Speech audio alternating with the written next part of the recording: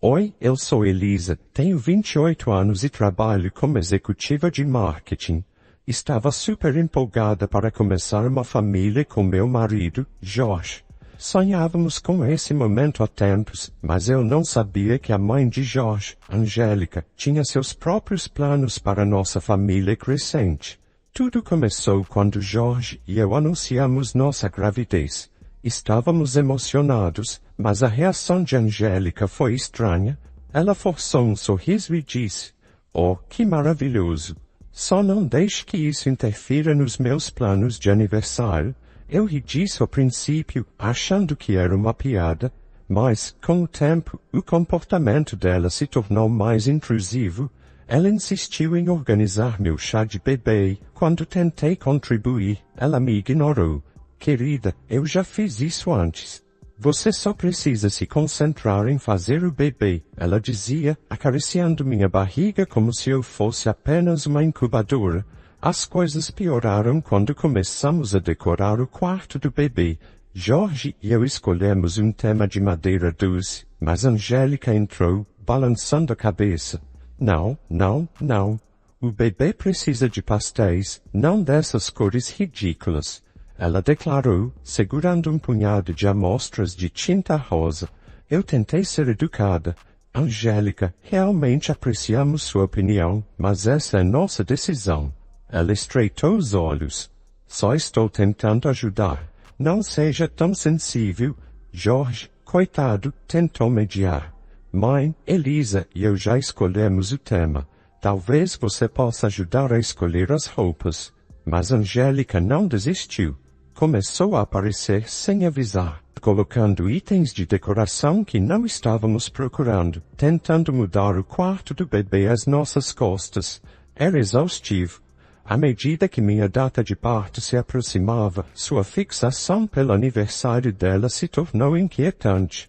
Ela constantemente insinuava como seria especial se o bebê nascesse no dia dela. Comecei a sentir que meu corpo era uma bomba relógio. Uma noite, uma semana antes do meu parto, Angélica me encurralou na cozinha durante um jantar em família. Sua voz era baixa, sua respiração quente no meu ouvido. "Sabe, Elisa," ela sussurrou, "seria uma bênção se você pudesse esperar para dar à luz até meu aniversário. Poderíamos compartilhar o dia especial." Fiquei perplexa. "Angélica, isso não é algo que eu possa controlar," eu disse. Sua mão agarrou meu braço, as unhas cravadas na minha pele. "Você ficaria surpresa com que uma pessoa determinada pode conseguir," ela disse, seus olhos brilhando de uma maneira que me fez sentir um calafrio na espinha. Encontrei Jorge e saímos imediatamente. Durante o caminho para casa, não consegui afastar a sensação de que algo estava errado. "Jorge, estou preocupada com sua mãe. Ela está obcecada com esse aniversário." Ele suspirou, esfregando as têmporas. "Eu sei que ela pode ser controladora, mas ela tem boas intenções. Está apenas animada com o bebê." Mas eu não estava convencida. Naquela noite, enquanto deitava na cama e acariciava minha barriga, não conseguia parar de pensar no que Angélica poderia fazer para conseguir o que queria. E logo descobriria até onde ela iria. 2 dias antes do aniversário de Angélica, as contrações começaram, agudas e intensas. Jorge me levou correndo para o hospital, minha mão se agarrando a dele a cada onda de dor. É claro que Angélica insistiu em ir junto, pairando como um abutre. "Apenas segure firme, querida," ela insistia, checando o relógio constantemente. "Talvez possamos cronometrar isso direitinho." Queria gritar com ela, mas outra contração me tirou o fôlego. As horas seguintes se misturaram em uma longa névoa de dor e exaustão, com os murmúrios de Angélica sobre o tempo ecoando nos meus ouvidos. "Está chegando perto da meia-noite, só mais um pouco, querida."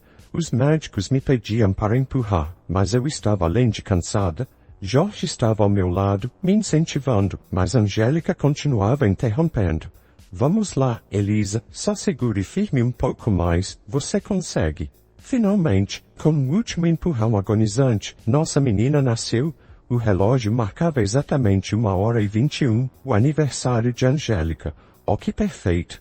Angélica gritou, batendo palmas de alegria. Mal consegui registrar suas palavras enquanto colocava minha filha em meu peito. Ela era linda, perfeita, e o amor avassalador que senti trouxe lágrimas aos meus olhos. Mas a empolgação de Angélica rapidamente se desfez quando as enfermeiras se preocuparam com o bebê e Jorge sorriu de alegria. Vi a expressão de Angélica mudar. Seu sorriso congelou e então se transformou em uma careta. Bem, isso é bom, ela murmurou, mas ninguém mais prestou atenção a ela.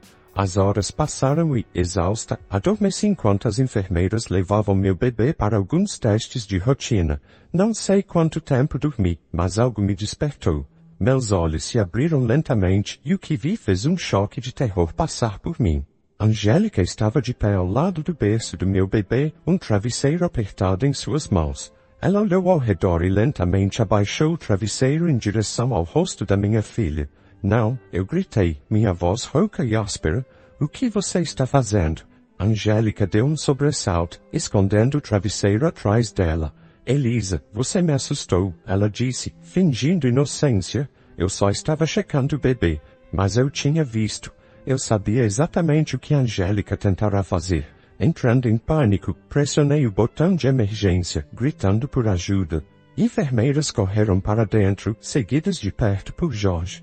Eu estava um caos, tentando explicar o que acabará de testemunhar entre soluços ofegantes.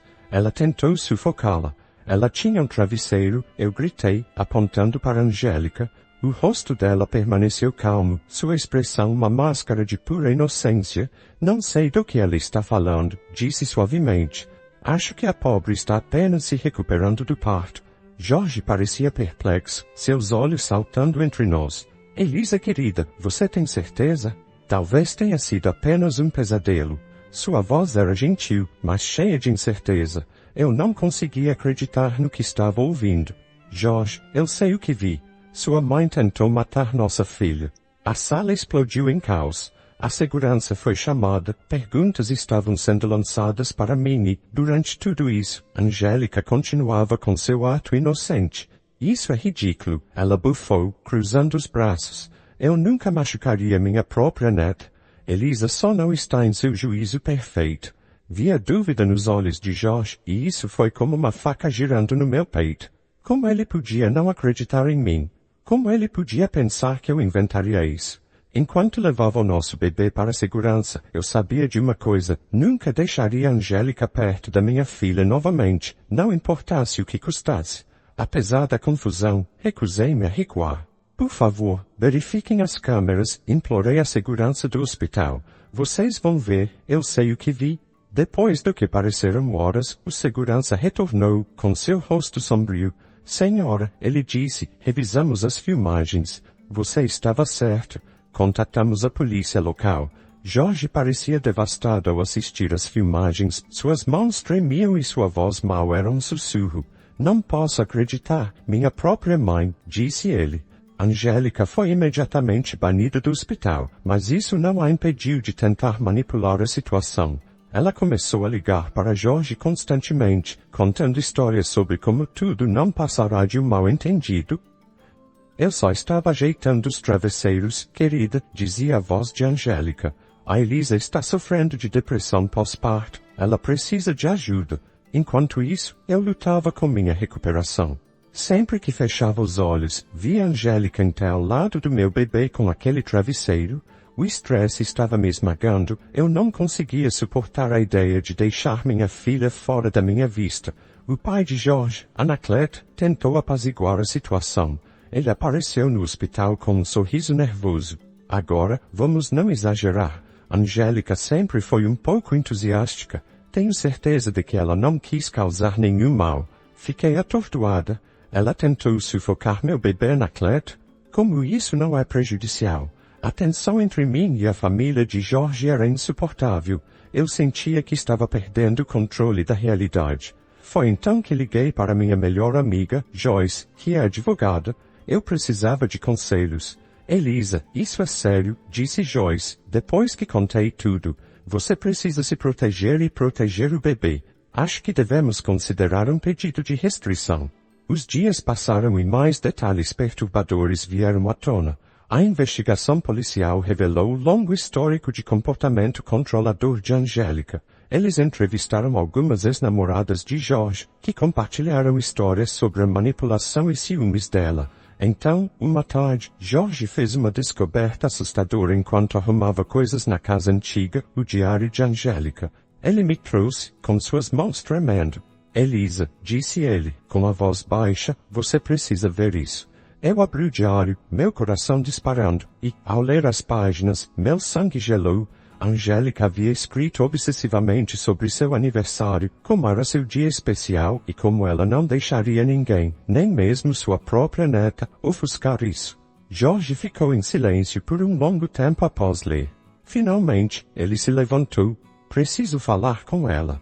Isso acaba agora. Queria impedi-lo, aterrorizada com o que Angélica poderia fazer a seguir, mas sabia que ele precisava dessa confrontação. Horas depois, Jorge voltou para casa parecendo exausto, mas resoluto. O que aconteceu? Perguntei, temendo a resposta. Jorge suspirou, esfregando o rosto. Foi intenso. No começo, ela negou tudo, mas eventualmente ela desabou. Meu pai estava lá também, e finalmente viu quem ela realmente é. Eu prendi a respiração. E acabou. Perguntei. Jorge disse firme, sim, acabou. Eu disse a ela que não é bem-vinda em nossas vidas a menos que ela procure ajuda séria. Mesmo assim, não sei se conseguirei confiar nela novamente. Um peso se levantou dos meus ombros. Não era o fim, mas era um começo.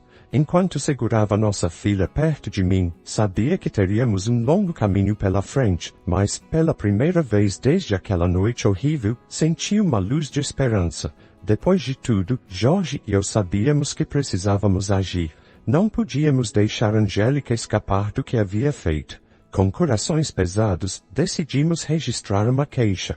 Estamos fazendo a coisa certa, Jorge me assegurou, apertando minha mão enquanto nos encontramos com o promotor.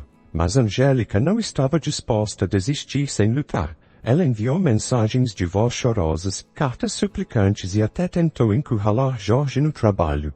Mas nos mantivemos firmes. Sinto muito, mãe, mas você foi longe demais desta vez, Jorge lhe disse, com sua voz firme, apesar da dor em seus olhos. O processo judicial foi extenuante. Sentada ali, ouvindo os detalhes daquela noite, senti meu estômago embrulhar, mas nada poderia me preparar para o choque do diagnóstico de Angélica, transtorno de personalidade narcisista, TPN. A réu apresenta sinais clássicos de TPN, testemunhou o psiquiatra. Sua obsessão pelo aniversário e sua disposição em prejudicar os outros para chamar a atenção são exemplos típicos. Então, veio uma testemunha surpresa, Tainara, uma ex-namorada de Jorge. Angélica sempre tinha que ser o centro das atenções, disse ela, com sua voz tremendo. Ela sabotava nossos encontros, espalhava rumores sobre mim. Uma vez, ela até fingiu uma emergência de saúde para impedir que Jorge me pedisse em casamento.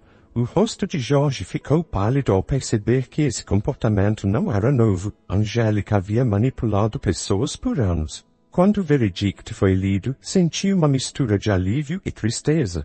Angélica foi considerada culpada de tentativa de infanticídio.